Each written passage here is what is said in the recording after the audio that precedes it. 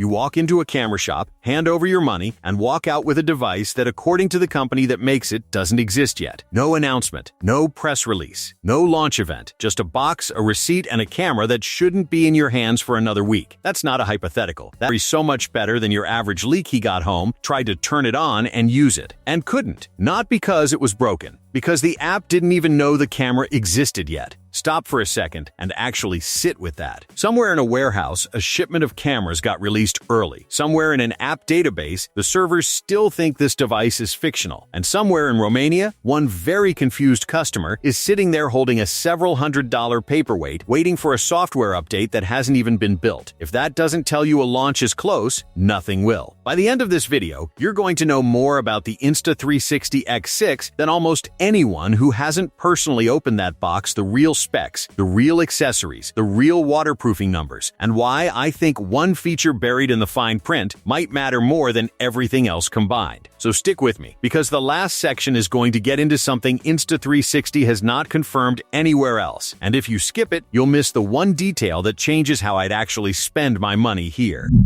Why this leak actually matters. Let's talk about why this particular leak deserves more attention than the usual pile of rumors we wade through before every camera launch. Most of what circulates online before a big release is speculation dressed up as fact. A blurry photo from a factory floor, a regulatory filing with a model number, and nothing else. Trusted insider repeating something they heard from someone else who heard it from someone else. None of that is what happened here. This is a finished, boxed, retail-ready unit that a paying customer took home. That single fact changes the entire credibility calculation. It means the production line isn't just running test units anymore, it's running finished consumer inventory. It means the packaging design is locked. It means the accessory bundle is finalized. It means somewhere a logistics company has already shipped pallets of these things to distributors, and at least one pallet landed on a shelf a little too early. Retailers don't casually receive finished stock months ahead of a launch date. They receive it close to launch, because warehousing costs money and nobody wants boxes sitting around collecting dust for half a year. When a mistake like this happens, it's almost always a sign that the announcement is very, very close, not weeks away, but days. If the rumored review embargo date of August 10th holds up, we are genuinely close to the finish line here. And that's exactly why this leak is worth 15 minutes of your time instead of being another forgettable headline you scroll past.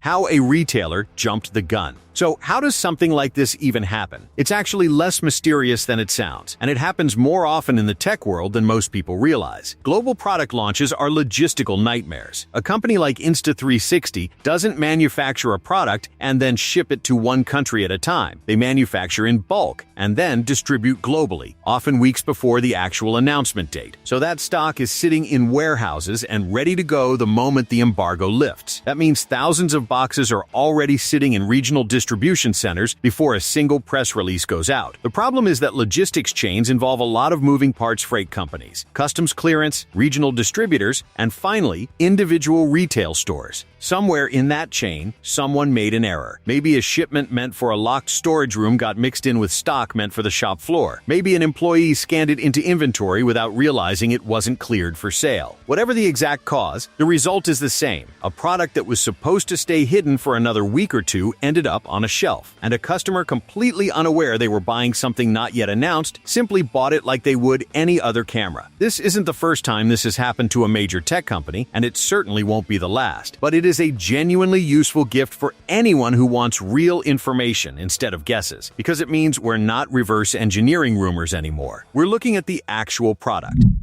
What's actually inside the box. Let's get into what the leaked photos actually reveal, starting with the most straightforward part, the unboxing itself. Inside the retail packaging, buyers get the Insta360 X6 camera itself, a 114cm invisible selfie stick, a protective carrying pouch, a USB-C charging cable, and a silicone lens cap. On paper, that might sound unremarkable, and in a sense, this is largely the same accessory bundle fans of the X5 will already recognize. But there's real value in that consistency, and here's why. 360-degree cameras have one obvious weak point that normal cameras don't: two exposed lenses sitting on opposite sides of the body, with nothing protecting them by default. Drop a normal camera face down and you might scratch a screen. Drop a 360 camera the wrong way, and you could be looking at a cracked lens and a very expensive repair. That's exactly why the inclusion of a proper silicone lens cap matters so much more here than it would on almost any other camera category. It's a small, cheap accessory that quietly prevents an expensive mistake. And the fact that Insta360 keeps including it as standard is a genuinely good sign for how much they understand their own product's biggest vulnerability. The invisible selfie stick sticking around at 114 centimeters also confirms something else Insta360 isn't trying to reinvent the accessory ecosystem here. If you already own mounts, tripods, or extension poles from the X5 generation, there's a strong chance most of that gear is going to carry over just fine. That's not a flashy detail, but for anyone who's already invested money into this ecosystem, it's a genuinely reassuring one.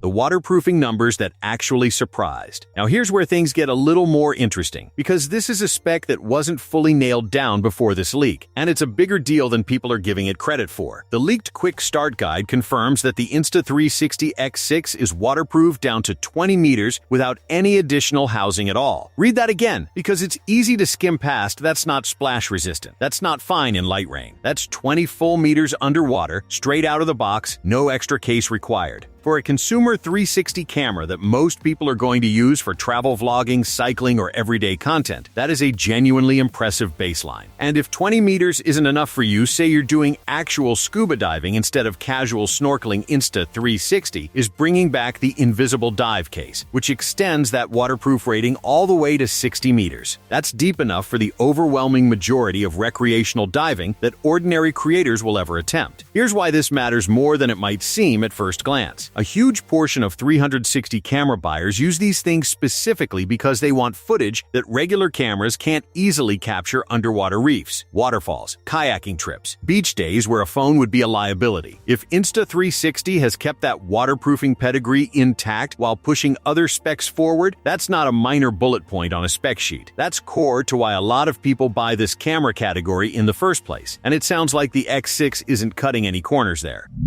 Same hands, smarter brain. Let's talk about the actual physical experience of using this thing, because the leaked guide gives us a clear look at the button layout, the touchscreen gestures, and the general operating philosophy, and honestly, I think the decision Insta360 made here is the right one. Nothing about the physical controls has been dramatically reinvented. The button placement is familiar. The gesture-based touchscreen navigation is familiar. USB-C charging continues, which, at this point in 2026, should be the bare minimum standard for any device claiming to be modern. If you've used an X5, picking up the X6 should feel almost instantly natural. Some viewers might hear nothing changed and assume that's a lazy update. I'd push back on that pretty hard. One of the biggest reasons the X5 built such a loyal following is that it was remarkably easy to learn. New users could pick it up and start shooting usable footage within minutes, without digging through a 50-page manual first. That kind of accessibility is genuinely rare in a product category that's often intimidating for newcomers. Most people don't intuitively understand how 360 capture, reframing, and stabilization work together. Reinventing an interface purely for the sake of looking different is one of the most common mistakes companies make when they're trying to justify a new product generation. It creates a learning curve for existing users and doesn't necessarily make anything better. Insta360 keeping the core experience consistent while pushing the internals forward is, in my opinion, exactly the right call, and it suggests they're prioritizing what actually helps creators over what simply looks new in a marketing slide.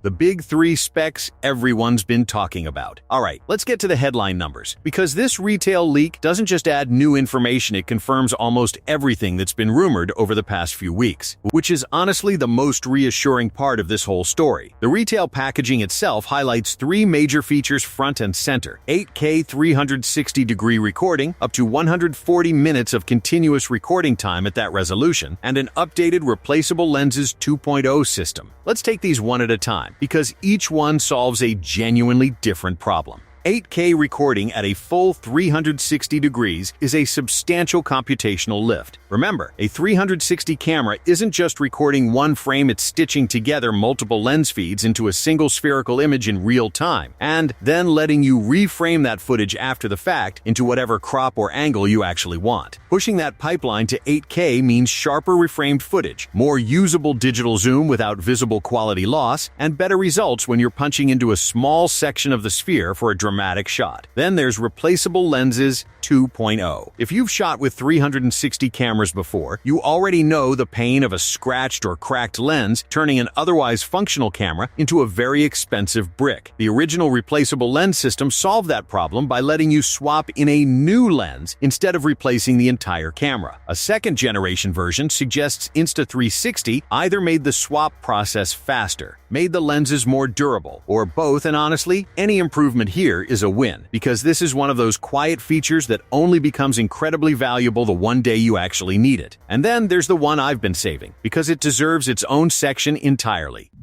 PureVideo mode. Here's my honest opinion.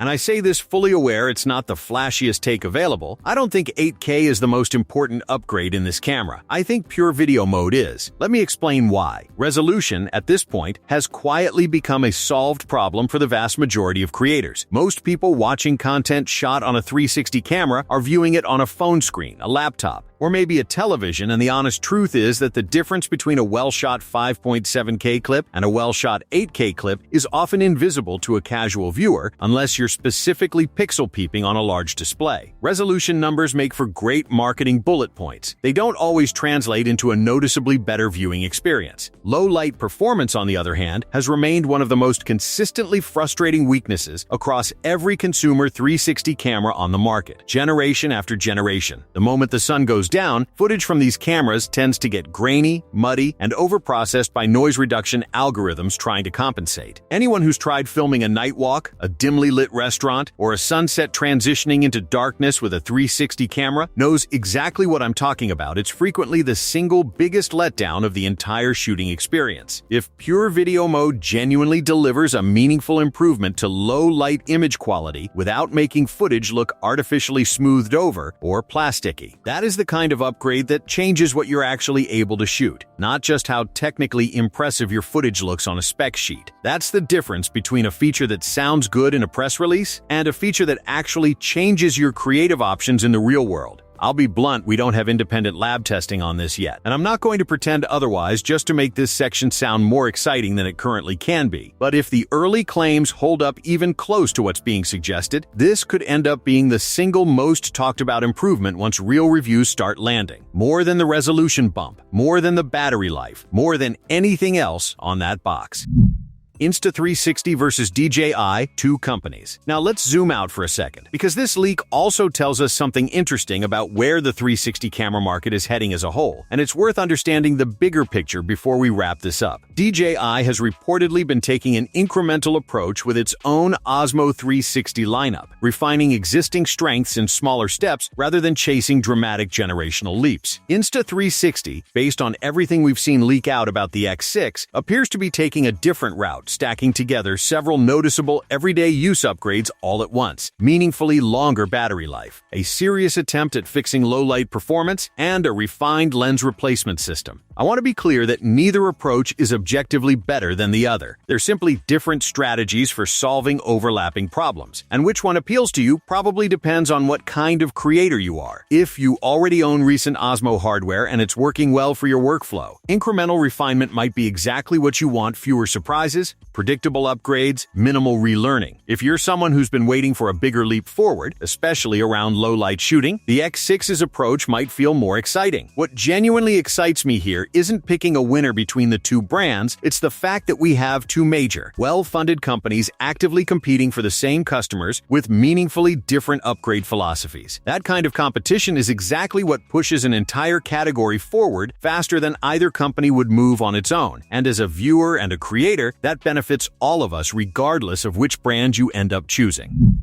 Final thoughts and call to action. So let's circle all the way back to where we started this video, that customer in Bucharest, standing there holding a camera that officially wasn't supposed to exist yet, completely unable to turn it on because the software simply wasn't ready for it. In a strange way, I think that moment perfectly captures exactly where we are right now with the Insta360 X6 as a whole. The hardware is clearly finished, the packaging is locked, the specs are essentially confirmed across multiple independent sources. We're just waiting for the official switch to be flipped. If the rumored embargo date holds, we're talking about days, not weeks, until this becomes official information instead of leaked information. So here's what I want from you before you close this tab. Drop a comment with your honest prediction for the exact announcement date and tell me straight up whether you're Team X6, Team Osmo 360, or firmly holding on to your X5 until it physically stops working. I read through every single one of these, and I genuinely want to know where you land. And if you don't want to miss the moment this actually goes official, the full specs, the real pricing, and the first genuine hands-on reviews, make sure you're subscribed with notifications on, because I guarantee you this is going to move fast once it happens. Thanks for sticking with me through this one.